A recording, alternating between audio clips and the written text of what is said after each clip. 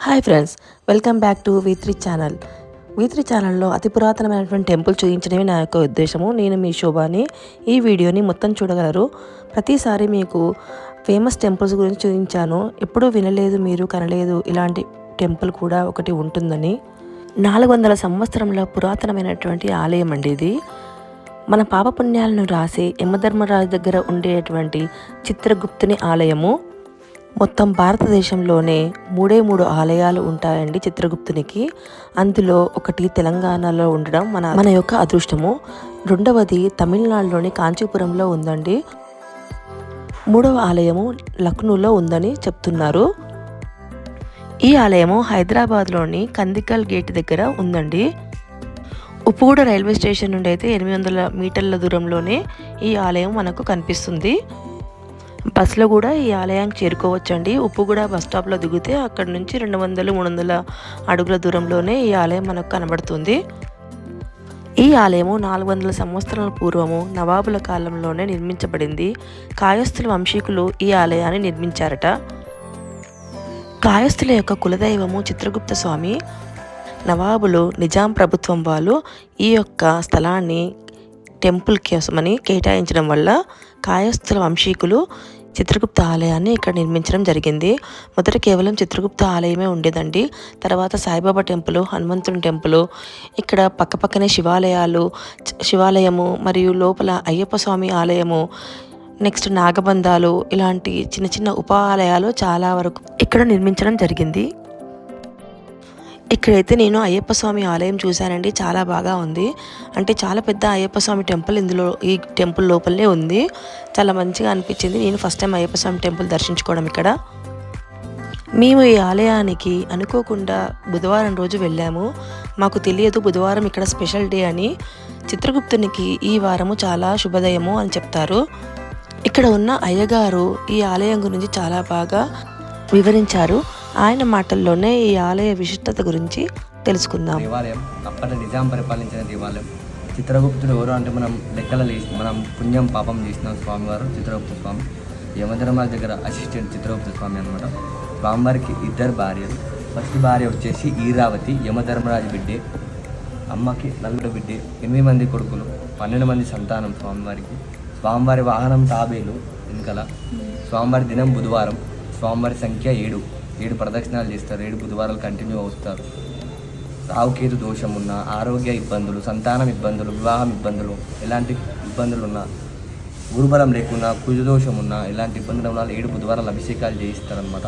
అభిషేకాల timing వచ్చేసి బ్రహ్మముహూర్తంలో ఉంటాయి. 4, 6, మళ్ళీ తెల్లారినాక 8 గంటలకు 3 బ్యాచ్లు ఉంటాయి. ప్రతి బుధవారం 500 కడితే అభిషేకం సామాన్ మొత్తం మేమేస్తాం. జెంట్స్కి లోపల పంపిస్తాం. ధోతి కండవ కట్టుకోవాలి. అమ్మాయిలకు లోపల పంపించాం. అమ్మాయిలకు ఎప్పుడు పంపిస్తామంటే వైకుంఠ ఏకాదశి నాడు, చిత్రగుప్త పుట్టినరోజు నాడు. చిత్రగుప్త పుట్టినరోజు ఎప్పుడు అంటే యమద్వితీయ, దీపావళి అయిన 2 రోజుల తర్వాత. దీపావళి అయిన 2 రోజుల తర్వాత యమద్వితీయ తిథి వస్తుంది. ఆ రోజు స్వామివారి పుట్టినరోజు. ఆ రోజు ఉత్సవాలు ఉంటాయి, ఆ ఊరేగింపు ఉంటుంది, అభిషేకాలు ఉంటాయి, మహాఆరతి ఉంటుంది, అన్నప్రసాదం ఉంటుంది. వైకుంఠ ఏకాదశి నాడు, పుట్టినరోజు నాడు ఆ ఉత్తరా ద్వారం తెరుస్తామన్నమాట. అక్కడ నుంచి దర్శనాలు ఉంటాయి అన్నమాట. చిత్రగుప్తుని ఉద్యాపన అని ఉంటుంది. ఉద్యాపన అని ఏంటంటే రథసప్తమి నాడు నోము పట్టుకుంటారు. చిత్రగుప్తుని స్టోరీ ఉంటుంది. సత్యనారాయణ స్వామి కథ ఎట్లుంటుందో చిత్రగుప్తుని కూడా ఒక్కొక్క స్టోరీ ఉంటుంది అనమాట. అలా రథసప్తమి నాడు పట్టుకొని మళ్ళీ రథసప్తమి వరకు 365 రోజులు ఇంట్లో చెల్లించుకుంటారు నోము పట్టుకొని దంపతులు. అట్లా పూర్తయిన తర్వాత ఇక్కడ వచ్చి చెల్లించుకుంటారు. దాని విద్యాపన 250 రూపాయలు టికెట్ అని అక్కడ రాశారు అనమాట. సాహిత్యం, స్వయం పాకం ఇవన్నీ దానం ఇస్తారు. పుష్పాండ దానం, గౌరీ పూజ, గణపతి పూజ, నవగ్రహాల పూజ, చిత్రగుప్త అష్టోత్తర నామాలు, చిత్రగుప్తుని స్టోరీ ఉంటుంది అనమాట. కార్తీక మాసం, శ్రావణ మాసంలో ఎక్కువ ఇది అనమాట. వైష్ణవులు, పద్మశాలి, కొమటోళ్ళు వాళ్ళు ఎక్కువ చేస్తారు ఇవి. ఆల్ ఓవర్ ఇండియాలో తెలంగాణ, హైదరాబాద్లో ఇది ఒకటి, పాత బస్తీలో, మళ్ళీ లక్నోలో ఉంది, మళ్ళీ కాంచీపురంలో ఉంది. తెలంగాణ స్టేట్ మొత్తంలో ఇది ఒకటే. ఈ రోజు స్పెషల్ ఏంటి? బుధవారం అయిన దినం కాబట్టి బుధవారం అభిషేకాలు ఉంటాయి.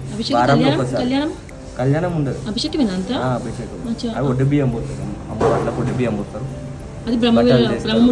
అప్పుడే అభిషేకం అయినాకనే పోస్తారు అనమాట. అలా ఈ ఆలయానికి రాగానే మేము అయ్యగారిని అర్చన చేయమని చెప్పాము. అయితే అయ్యగారు 7 ప్రదక్షిణలు చేసుకొని రండి అని చెప్పారనమాట. నాకు అసలు అర్థం కాలేదు 7 నంబర్ ఏంటి అని. తర్వాత అయ్యగారు చెప్పినటువంటి చరిత్ర విన్న తర్వాత అర్థమైంది ఏంటంటే స్వామివారికి 7 నంబరు చాలా ప్రీతికరమైనటువంటి సంఖ్య అటండి. అందుకే 7 ప్రదక్షిణలు చేయమని చెప్పారు. చాలా సంతోషం అనిపించింది. తర్వాత టెంకాయ బాగా మంచిగా పగిలిందని చూపిస్తున్నారన్నమాట. చాలా అరుదుగా ఈ విధంగా పగులుతుందని చూపిస్తున్నారు అయ్యగారు. ఆయన హ్యాపీగా మాకు చూపిస్తున్నారు. మేము దండం పెట్టుకున్నాము. ఈ విధంగా మా అర్చన కంప్లీట్ అయిందనమాట. ఆలయాల్లో విగ్రహాలు అయితే చాలా అందంగా ఉన్నాయండి. అసలు ఎంత కళ ఉందంటే విగ్రహాలకి అమ్మవాళ్ళు నిజంగా అక్కడ కూర్చున్నట్టుగా చిత్రగుప్తుని యొక్క విగ్రహం అయితే చాలా బాగుంది. అసలు నేను ఎప్పుడూ అయ్యప్ప స్వామి టెంపుల్కి వెళ్ళలేదండి. స్త్రీలకి అసలు అలో లేదు కదా. కానీ ఇక్కడ మాత్రం అయ్యప్ప స్వామి దర్శనం నాకు జరిగింది. చాలా మంచి దర్శనం అయ్యిందండి. ఆలయం కూడా చాలా బాగుంది. ఇక్కడ చూడండి శివలింగము చాలా పురాతనమైనటువంటి లింగం అండి. ఈ గుడిలో ఇంకా వర్క్ నడుస్తుంది, కన్స్ట్రక్షన్ చేస్తున్నారు. నాగబంధాలు 1 కాదు 2 కాదు చాలా ఉన్నాయండి. 2 సైడ్స్ ఉన్నాయి. మీరు ఎప్పుడైనా ఇటువైపు వచ్చినప్పుడు ఈ టెంపుల్ని దర్శించుకోండి. ఈ ఆలయం చాలా బాగుంది. ఆలయ ప్రాంగణం కూడా చాలా పెద్దది. లలితాంబిక అమ్మవారండి. అమ్మవారి టెంపుల్ కూడా ఇక్కడ ఉందన్నమాట. దీని పక్కనే ఆనుకొని ఒక పుట్ట కూడా ఉంది. అక్కడ కూడా చాలా మంచిగా పూజలు జరుగుతున్నాయి. ఆలయంలో చూడండి స్తంభాలు చాలా పురాతనమైనటువంటి స్తంభాలు. మనం ఎక్కడో పాత గుడిలో చూసినట్టుగా, అంటే ఇది కూడా చాలా పాత గుడి, 400 ఇయర్స్ పాత గుడి కాబట్టి ఇలా టెంపుల్ అన్నమాట. ఇక్కడ చూడండి అమ్మవారికి మార్నింగ్ అయినటువంటి అభిషేకాలకు సంబంధించినటువంటి సామాగ్రి.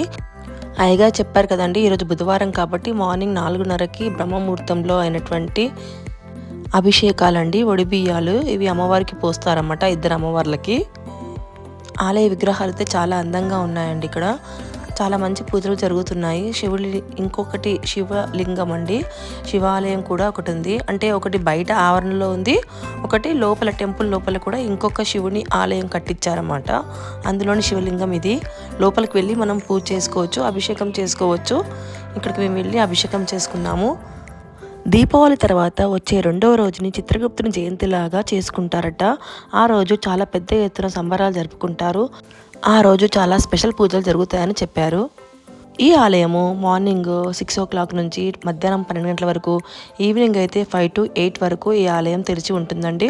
బుధవారం అయితే ఈ స్వామికి ప్రత్యేకమైన రోజు కాబట్టి ఆ రోజు బ్రహ్మముహూర్తంలోనే ఆలయము తెరవబడి ఉంటుంది.